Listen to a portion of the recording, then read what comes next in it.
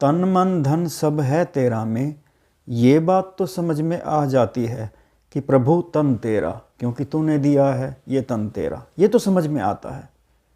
पर मन कैसे प्रभु तेरा है? मन तो मेरा लगता है, मन तो मेरा लगता है, ये प्रभु का कैसे हुआ? तो आज हम विस्तार से यही चर्चा करेंगे, यही समझेंगे कि तन मन धन प्रभु का कैसे है। आज का कॉन्सेप्ट थोड़ा गहरा है, तो आपसे निवेदन है कि थोड़ा धैर्य रख के ध्यान से समझना। आज एक नहीं 3-4 चित्रों के माध्यम से बात को समझेंगे और गीता के माध्यम से भी बात को स्पष्ट करेंगे। जब हम कहते हैं ना कि तन मन धन प्रभु सब तेरा है, तो इसके असल में 2 मतलब निकलते हैं। एक तो यह है कि एक देने वाला है, एक लेने वाला है। इसका दूसरा मतलब भी निकलता है, प्रभु सब कुछ तो ही है, इसमें लेने वाला है ही नहीं, तो ये अस्तित्व भी प्रभु का है। आओ जरा चित्र से विस्तार से समझते हैं कि किस तरह से ये तन मन धन प्रभु सब तेरा है। मान लीजिए ये आप हैं और आप किसी दूसरे व्यक्ति को, अपने सामने दूसरे व्यक्ति को, किसी को देख रहे हैं। ये उस दूसरे व्यक्ति की थोड़ी देर के लिए आत्मा समझ लो। ये आत्मा मैंने बना दी समझने के लिए सिर्फ। ये आत्मा है और आत्मा ने ही शरीर का रूप धारण किया हुआ है। जैसे पानी बर्फ बन जाता है ना, तो हम कहते हैं बर्फ के अंदर पानी है, तो वो एक ही चीज़। इसी तरह हम कह देते हैं शरीर के अंदर आत्मा, लेकिन ये शरीर और ये आत्मा एक ही चीज है। अब इस आत्मा से एक मैं भाव उत्पन्न हो रहा है। मैं यहाँ पे बाहर बना रहा हूँ, इस मैं भाव को ऐसे बिंदु सा दिखा रहा हूँ। ना तो ये मैं भाव शरीर के अंदर है, ना शरीर के बाहर है। अंदर बाहर का सवाल तो तब आएगा ना जब शरीर अलग से कोई चीज़ होगी। तो ये जो मैं भाव है यह सिर्फ एक भाव मात्र है, और ये मैं भाव हर पल उत्पन्न हो रहा है। ये जो मैं बार बार कहता हूं ना कि उत्पन्न हो रहा है, इस बात को अभी थोड़ी देर में गीता में पढ़कर भी आपको सुनाऊंगा, उसमें भी यही बात लिखी हुई है। इस मैं भाव का मतलब होता है कि स्वयं के होने का एहसास। थोड़ी देर के लिए मैं इस मैं भाव का नाम दे रहा हूं ए कुमार, ए कुमार, KUMAR। ये बात को आसानी से समझाने के लिए मैंने सिर्फ नाम दे दिया ए कुमार। अब ये ए कुमार को लगता है कि मैं कुछ हूं, लेकिन ये हर पल यहां से उत्पन्न हो रहा है। जैसे कोई इंसान बेहोश हो जाता है, मान लो ये ए कुमार बेहोश हो गया। अब इस ए कुमार को स्वयं के होने का एहसास ही नहीं है जब ये बेहोश था, यानी इसको पता ही नहीं है कि मैं हूं कि नहीं हूं, यानी इसकी अपनी आइडेंटिटी खत्म हो चुकी है उस थोड़ी देर के लिए। ये खुद है ही नहीं उस टाइम। इसलिए तो मैं बार बार कहता हूं कि ये उत्पन्न होता है भाव जब इसको होश आता है। इसको पता ही नहीं होता मैं कहाँ था, मेरे साथ क्या हो रहा था, कुछ भी नहीं पता, यानी मैं भाव एब्सेंट हो गया। हाँ, आत्मा है, ये सामने जो बेहोश पड़ा है, सामने जो व्यक्ति बेहोश है, आत्मा भी है, शरीर रूप धारण भी किया हुआ है, ये सब चीज़ें तो सामने हैं। गायब क्या हुआ? ए कुमार। तो इससे थोड़ा साबित हो जाता है कि ये मैं भाव जो है ना, ये जो ए कुमार है, ये हर पल नया बनता है। जिस ए कुमार को आप बाहर से देख रहे हैं, यानी ये आप हैं, आप इसको देख रहे हैं, वास्तव में वो ए कुमार एक भाव मात्र है, ये ए कुमार नहीं है। ये जरा ध्यान देना, ये जो आपको दिख रहा है ना, ये ए कुमार नहीं है, ये तो आत्मा है। आत्मा ने ही शरीर का रूप धारण किया हुआ है। अरे ये तो परमात्मा है, ये जो आपके सामने है ना, तभी तो हम कहते हैं हर घट में परमात्मा। तो आपके सामने इस घट में ये परमात्मा ही है। फिर अगर कहते हैं कि सब कुछ जब परमात्मा है तो सुख दुख में कौन है? अरे जो सामने अस्तित्व के रूप में है ना, जो असल में है वो ये है, लेकिन सुख दुख में भोगने वाला वो ये वाला पार्ट नहीं है, ये वाला है। इससे हम बातें करते हैं, इसी को समझाया जाता है, भाई तेरा स्वतंत्र रूप से अपना कोई अस्तित्व नहीं है।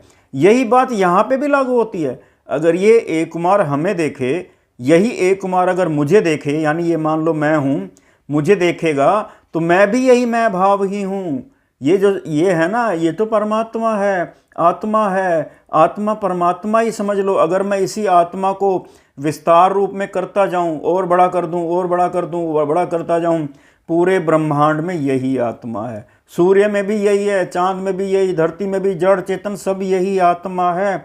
इसी ने यहाँ पे शरीर का रूप धारण किया हुआ है। तो ये था हमारा पहला चित्र। पहले चित्र में मैंने कोशिश किया आपको मैं भाव समझ में आ जाए। ये जो तन है ये तो इस आत्मा का है, यानी परमात्मा का है। ए का तो कुछ है ही नहीं इस ए कुमार का। ए कुमार तो खुद भी खुद का नहीं है।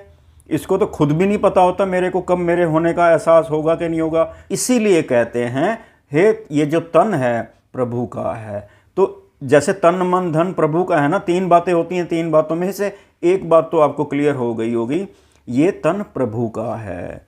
इसी तरह इसके लिए भी ये सामने वाला तन प्रभु का है, यानी सारे तन ये प्रभु के हैं। पेड़ पौधे, धरती, सूरज, चांद, सितारे, जिस तरह से यहाँ पे आत्मा ने शरीर का रूप धारण किया हुआ है, इस तरह से ब्रह्मांड की हर वस्तु में भी स्वयं प्रभु है। प्रभु ने ही शरीर का रूप धारण किया हुआ है, यानी जड़ रूप लिया हुआ है।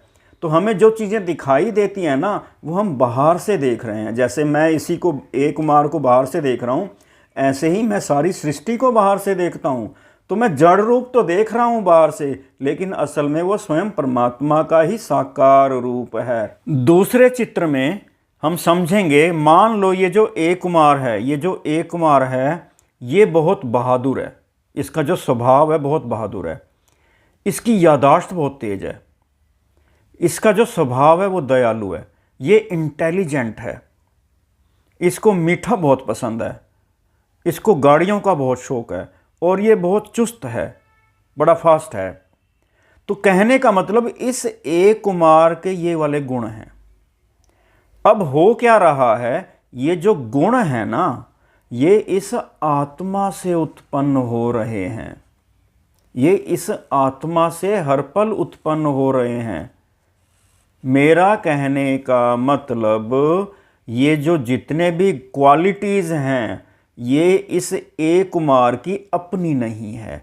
यानी इस मैं भाव में ये चीज़ें नहीं आती। मैं भाव में तो सिर्फ इतना आता है कि स्वयं के होने का एहसास। लेकिन ये जो गुण हैं जिसको हम कहते हैं गॉड गिफ्टेड, वो हर पल आत्मा से ही उत्पन्न हो रहे हैं।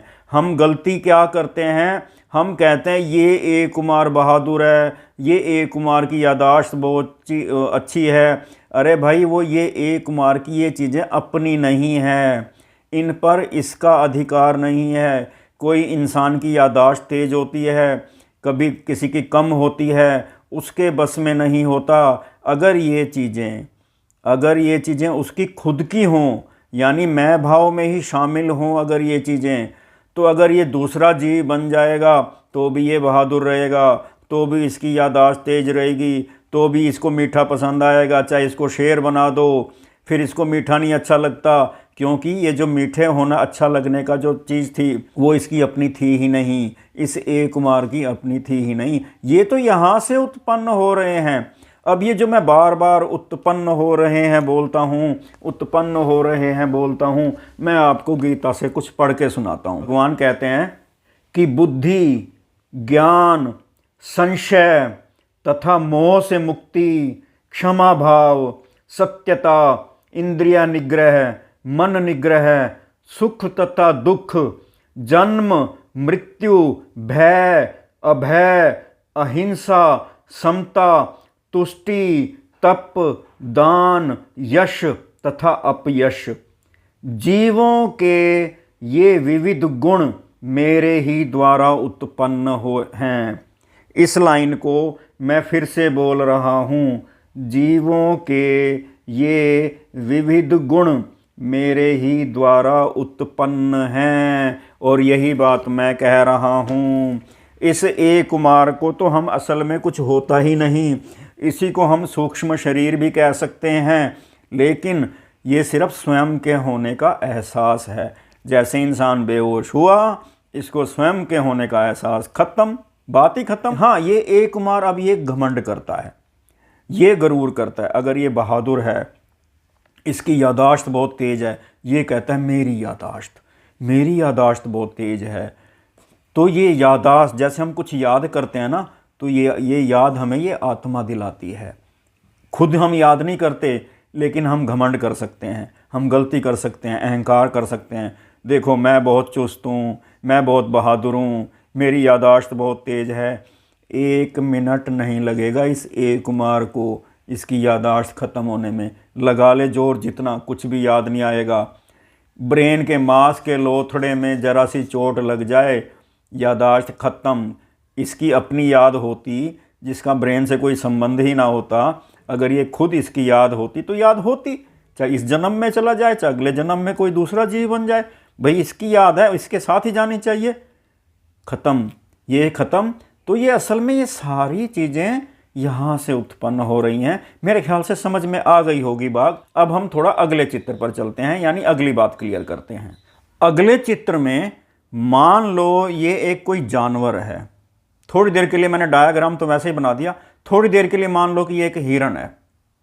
अब इसका मन जो है ना, इसको घास अच्छी लगती है, घास खाना पसंद है, स्वभाव से ये शांत है और ये बहुत तेज दौड़ता है। इस तरह के गुण भी इसी आत्मा से उत्पन्न हो रहे हैं। ये हिरण की आत्मा समझ लो, और इसी आत्मा ने जड़ रूप लिया हुआ है, और इसी हिरण वाले गुण ये उत्पन्न हो रहे हैं इस आत्मा से। घास, शांत होना, तेज होना, और यहाँ से इसका मैं भाव भी उत्पन्न हो रहा है। बात फिर वहीं आ जाती है कि हिरण वाले जो गुण हैं वो इस मैं भाव के अपने नहीं हैं, वो इस आत्मा से उत्पन्न हो रहे हैं। अलग अलग जीवों की कुछ अलग अलग विशेषताएं होती हैं। जैसे पक्षियों को ऊंचाई से डर नहीं लगता, कोयल की आवाज़ मधुर होती है, शेर दहाड़ता है, बहादुर होता है। तो हर जीव की अपनी विशेषताएं होती हैं जिसके आधार पे वो जीता है। लेकिन हर जीव में स्वयं के होने का एहसास होता है, उसको लगता है कि वो कुछ है। यानी अगर किसी जीव को हम डराते हैं, छिपकली को, कॉकरोच को ऐसे डराते हैं, तो वो भी डरता है, वो भी भागता है। तो ये डर का एहसास, ये जो सारे एहसास हैं जो जीव हैं, जैसे कुत्ता है, कुत्ते को सूंघ के हर अपना जीवन जीता है। हर जीव में ये सूंघने वाली उतनी चीज़, किसी में ज़्यादा है, किसी में कम है। कुत्ते को एक ही कलर में सारा संसार दिखाई देता है। तो ये जो आत्मा है ना, ये एहसास उत्पन्न करती है, कुछ विशेषताएं उत्पन्न करती हैं। ये मैंने अभी आपको गीता से पढ़ के भी दिखा दिया। क्योंकि ये इच्छाएं, जैसे घास खाने की इच्छा, क्योंकि ये इच्छाएं इसी आत्मा से उत्पन्न होती हैं, तो इसीलिए कहते हैं ये मन भी तेरा। यानी इच्छाएं, कल्पनाएं, ये मन के जो विषय हैं ये भी उत्पन्न होते हैं, हर पल उत्पन्न हो रहे होते हैं। हम अपने आप को देख लें, हमारे मन में इच्छाएं उत्पन्न हो रही होती हैं, हम उनको कंट्रोल करने की कोशिश कर सकते हैं, लेकिन उत्पन्न तो अपने आप हो रही है ना। ये मैं भाव इन इच्छाओं को भोगता है, इन इच्छाओं की पूरी करने की कोशिश करता है। इन सब बातों से ये साबित हो जाता है कि हे प्रभु, मन भी तेरा है। इसीलिए कहा जाता है मन तेरा है। चौथे चित्र में ब्रह्मांड में इतनी सारी चीज़ों में से कुछ चीज़ें हमने ले ली बात को समझने के लिए। जैसे मान लो ये एक हिरण वाला हिस्सा है, ये कोई इंसान है, ये कोई जानवर है, ये सूर्य है, और ये कोई पेड़ है। ये 5 चीज़ें हमने ले ली बात को समझने के लिए। अब है असल में क्या कि जिसको हम आत्मा कहते हैं वो हर जगह पे है। यानी इस पेड़ पौधे के अंदर भी आत्मा है जिसने शरीर का रूप धारण किया हुआ है, यानी पेड़ का रूप धारण किया हुआ है। इस इंसान के अंदर भी आत्मा है जिसने इंसान का शरीर रूप धारण किया हुआ है। इसी तरह ये जानवर आ गया, इसी तरह सूरज आ गया, इसी तरह ये हिरण हो गया। और ये सारी आत्माएं दिखने में अलग अलग हैं, ये एक ही शक्ति है। क्योंकि ये भौतिक वस्तुएं नहीं है कि इनको जोड़ने के लिए कोई तार चाहिए, कोई भौतिक पदार्थ चाहिए। ये जुड़ी हुई समझो, यूँ समझ लो कि ये सारी एक ही आत्मा है। विस्तार रूप में अगर इसी आत्मा को बोलेंगे तो परम आत्मा बोल देते हैं।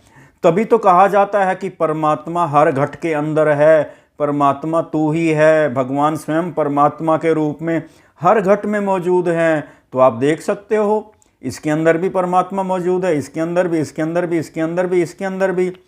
अब आ जाते हैं कि हर जानवर के अपनी कुछ विशेषताएं होती हैं। अब यही आत्मा सूर्य के अंदर बनकर गर्मी भी उत्पन्न कर रही है, प्रकाश भी उत्पन्न कर रही है, यानी प्रकाश ही आत्मा ही है, यानी परमात्मा ही है। इसीलिए तो परमात्मा कहते हैं कि मैं सब कुछ, अग्नि भी मैं हूँ, जल भी मैं हूँ, सब कुछ मैं ही हूँ। तो अस्तित्व के रूप में देखा जाए तो ये सारा परमात्मा है, लेकिन हर जगह पे ये अलग अलग तरह के गुण विकसित कर रहा है, गुण उत्पन्न कर रहा है। ये अभी मैंने गीता में पढ़ के दिखा दिया। इसी तरह सूर्य में अग्नि, प्रकाश, इंसान के अंदर मैं भाव का उत्पन्न होना, बहादुरी वाला गुण, इच्छाएं, ये सारी उत्पन्न हो रही होती हैं। इसी तरह यहाँ पे भी ये जो जानवर है इसका मैं भाव भी उत्पन्न हो रहा होगा, यानी इसको लगेगा कि मैं कुछ हूँ, इसके भी गुण विशेषताएं उत्पन्न हो रही होंगी। इसी तरह हिरण में, इसी तरह पेड़ में फूल बन रहा होगा, फ्रूट बन रहा होगा, खुश ऑक्सीजन निकल रही होगी, यानी ये सारे गुण उत्पन्न हो रहे हैं सृष्टि के कण कण में। ये मैं भाव तो इन दोनों जीवों में सेम है, निर्जीव में मैं भाव की कमी है बस। मन भी तो इस मैं भाव का अपना नहीं है, इसकी इच्छाएं अपनी नहीं हैं। उदाहरण के तौर पे एक इंसान के मैं भाव को, यानी जो मैं ए कुमार बोल रहा था, उसको मीठा पसंद है। अब ये मीठा पसंद, यानी उसकी जो मन है उसका मीठा खाने का, अगर ये उसका अपना होता तो यही मन, अगर यही मैं भाव दूसरे जीव में अगर परिवर्तित हो जाता है तो मीठा तो तब भी अच्छा लगेगा। लेकिन अगर मान लो ये शेर बन जाता है, गधा बन जाता है, कोई और जीव बन जाता है, तब इसकी चॉइस बदल जाती है, इसका मन बदल जाता है, फिर इसको मीठा नहीं अच्छा लगता। यादाश्त भी इसकी अपनी होती तो इसको, जानवर को याद रहता कि मैं पिछले जन्म में क्या था। हाँ, आप कहोगे नहीं, याद आ जाता है कभी कभी, वो भी ये आत्मा याद दिलाती है, क्योंकि याद दिलाने का विषय मैं भाव का नहीं है, उसकी अपनी तो कोई याददाश्त होती ही नहीं है।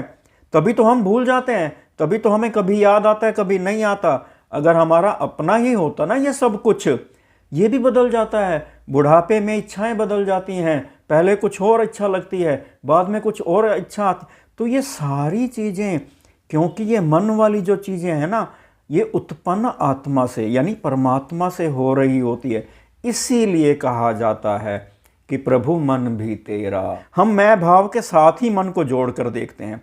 मैं भाव का मतलब सिर्फ स्वयं के होने का एहसास होता है, इसका अपना ना तो कोई गुण होता है, ना अपनी कोई इच्छाएं होती हैं, ये सारी उत्पन्न हो रही होती हैं। फिर आप प्रश्न करोगे, आखिर भाई ये मैं भाव का है क्या? मैं भाव असल में है क्या? ना तो ये पदार्थ के रूप में कुछ है, तो फिर मैं भाव है क्या? अरे भाई, मैं भी तो बता रहा हूँ। बताते हैं कि इस मैं भाव का अपना क्या है। मैं भाव, जैसे मान लो ये ए कुमार है, ये वाला हिस्सा देख रहे हैं, ये ए कुमार है, इसके अपने जो कुछ होता है ना, अपना कुछ, वो है इसके भाव। जैसे कि अहंकार, अहंकार का भाव इसका अपना होता है। दया का भाव, वो यानी प्यार मोहब्बत वाला भाव, प्रेम का भाव, भक्ति का भाव। अब ये इन चीज़ों से चूज करके जो आत्मा से जो चीज़ें उत्पन्न हो रही हैं, जो गुण उत्पन्न हो रहे हैं, ये मैं भाव उन चीज़ों को यूज़ करता है। उसके आधार पर, हाँ, इसका डिसीज़न लेना, यानी क्या करना है क्या नहीं करना, वो इसके हाथ में है। इसी के आधार पे ये कर्म करता है, इसी भावों के आधार पे। अगर इसके भाव अच्छे होंगे तो ये अच्छे कर्म करेगा, मुक्ति पा लेगा। अगर ये अहंकार में फंस गया, मन की लालसाओं में फंस गया, तो अपना जीवन ये व्यर्थ भी गंवा सकता है। तो इसके आधार पे ही जन्म मरण है, इन बातों के आधार पर ही सब कुछ है, इन्हीं भावों के आधार पर ही इसके कर्म निर्धारित होते हैं। इसी के आधार पर ये सुख दुख, जन्म मरण सारी चीज़ें भोगता है। और भाव अगर अच्छे हो जाएं तो ये प्रभु को भी प्राप्त करके, यानी ज्ञान भी इसी को दिया जाता है। भाव अच्छे होंगे तो अपना जीवन सफल कर सकता है। संक्षेप में कहूँ तो मैं भाव का अपना कुछ है तो भाव ही है।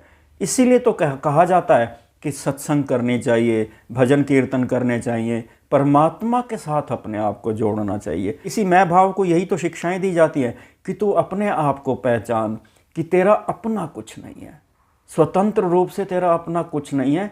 तू तो अपने आप को समर्पित कर दे बस। ये गलत अहंकार करना छोड़ दे कि मैं विद्वान, मेरी यादाश्त बहुत तेज़ है, मैं बहुत चुस्त हूँ, मेरे अंदर ये चीज़ें हैं, मेरी ये खासियत है। यही तो अहंकार होता है। इसी के कारण तो सुख दुख आते हैं, फिर इसी के कारण तो परेशानियाँ आती हैं सारी। ये मैं भाव ही आत्मा की अनुभूति, अपनी आत्मा की अनुभूति करता है। यानी ये जो एक कुमार है, ये जो उसकी खुद की आत्मा है, यही महसूस करता है कि ये मेरी आत्मा है और यही आत्मा हर घट में है। मैं तो सिर्फ एक उत्पन्न होने वाला भाव मात्र हूँ बस। तन भी प्रभु का है, मन भी प्रभु का है। इस तरह से धन भी कहा जा सकता है कि जब सारा कुछ प्रभु का ही है तो धन भी प्रभु का है। क्योंकि हम कई बार देखते हैं, हम अपना जोर लगा के थक जाएं, हमारे पास धन नहीं आना होता तो नहीं आता, और कई बार हम प्रयास ना भी करें धन आता जाता है। कई तो ऐसे बिजनेसमैन देखे हैं कि वो आते हुए धन से परेशान है, यार धन रुक नहीं रहा, इतना आता जा रहा है। और कई इतने परेशान होते हैं कि एक एक पाई जोड़ना मुश्किल हो जाता है। ये सारी भी प्रभु की कृपा है। तो इस तरह से तन मन धन प्रभु का है, इसका एहसास करना है। जब प्रभु का एहसास हो जाता है ना, तो हमें समझ में आता है कि मेरा अपना कुछ नहीं है। फिर ये जीवन सफल हो जाता है। तन मन धन सब है तेरा, बिन तेरे क्या है मेरा। रात दिन